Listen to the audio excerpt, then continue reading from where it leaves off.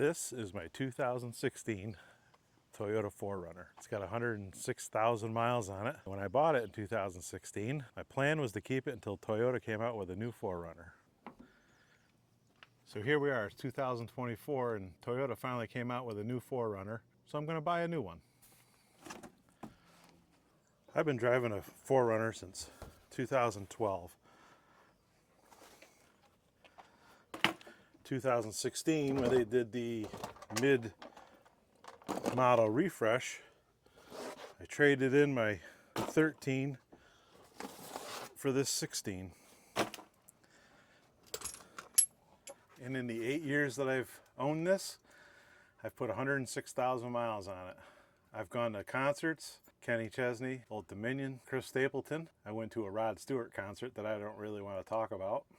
I've been to Buffalo a handful of times, twice towing a U-Haul trailer. I've towed utility trailers, I've towed box trailers. I've used this 4Runner to get hikers out of the woods that were lost or injured. And quite honestly, this 4Runner is the perfect vehicle for me.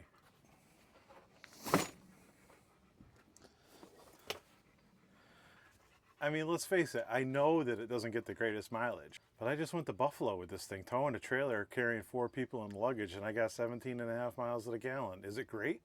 No. Is it decent? Not bad. I'll take it. I know when it's just 2 of us, I can get 20 to 21 miles to the gallon on the highway. One of the great things I like about the 4Runner is you can take it on the highway, take it out to dinner, and then when you're done, you can take it out and go 4-wheeling. And you can do it in relative comfort. It's got all the standard amenities that were available in 2016. It's got a navigation system, which works terrible. It's got heated seats, Toyota's version of a leather seat. I think it's called Softex. Those seats have been great, no issues. They look just as good today as they did the day I bought the truck. It's got a backup camera, and that's about it. And I like it, just the way it is. I made this cargo box. It sits in the back, and this allows me to carry all kinds of gear without taking up the entire back of the vehicle. The seats fold forward, gives you pretty much a flat floor. I've been running these Yokohama Geolandar AT tires, and they're surprisingly good in the mud and snow. So what kind of problems have I had with the 4Runner? It is a vehicle after all, and there's no perfect vehicle. Other than brakes and tires, I really haven't done much to it. I had a lower steering shaft that the U-joint seized up, so I had to replace that. The rotors lasted till 90,000 miles. It's been a great vehicle. Oil changes, brakes, tires, and I even did shocks. But other than that, I haven't done anything to this vehicle. I've even updated the interior with like little add-ons, like for this pocket. When you add that pocket extension on, now you can keep your phone right in the door. Before, it was kind of a useless pocket. I added a storage tray to the center console with a little divider system that goes in the bottom. I also added a little pocket on the side there, all just to make it a little more functional inside. I've got 2 two-way radios in this vehicle. I've got a GMRS, which is a one-hander Midland radio. The the brain is mounted under the seat. I've got a 50-watt Kenwood VHF that I use for the fire department. The brain for that is under the passenger seat. Got the antenna on the front hood for the UHF, and I've got the quarter wave on the roof for the VHF. So if you're a little bit creative, you can get a lot more functionality out of this small cab that's inside this 4Runner.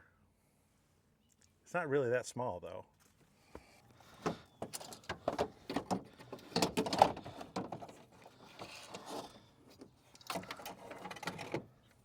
It's hard to believe this thing fits in that grill, right? I think it's a 36. Most people are excited when they get a new car, but for me, it's kind of sad. Had a lot of good times in this 4Runner. We've been to Red Sox games. We went to the lake. We went on vacations. We've taken this thing everywhere, and it's never let us down, ever. This 4Runner's been a pretty trusty steed for 106,000 miles. So why am I getting rid of this thing? Honestly, this vehicle has held its value so well that the dealership gave me a trade-in allowance that I wasn't expecting. And so that kind of forced me into buying a new vehicle. So that's exactly what I did. I went and bought a 2024 5th gen 4Runner. Let's call it the 4Runner Classic.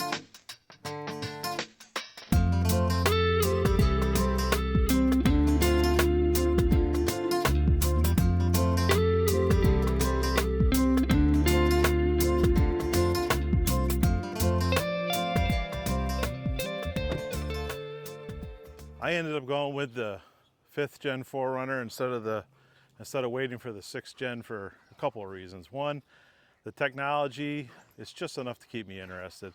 It's got Apple CarPlay, the Toyota Safety Sense. It's got a heated steering wheel, which I've never had before, push button start, things like that. But the bones of the truck are the same. The motor, the transmission, everything else remains the same. And I was happy with it.